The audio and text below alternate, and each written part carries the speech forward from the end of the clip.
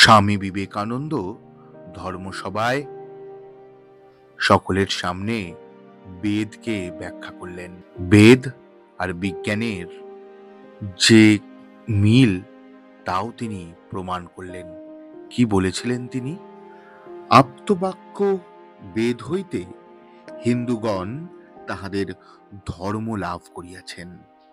তাহারা বেদ সমূহকে অনাদি ও অনন্ত বলিয়া বিশ্বাস করেন।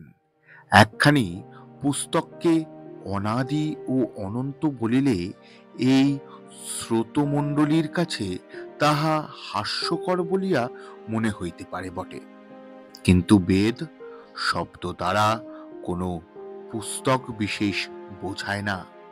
ভিন্ন ভিন্ন ব্যক্তি বিভিন্ন সময়ে যে আধ্যাত্মিক সত্য সমূহ আবিষ্কার করিয়া গিয়াছেন, বেদ সেই সকল সঞ্চিত ভাণ্ডার স্বরূপ।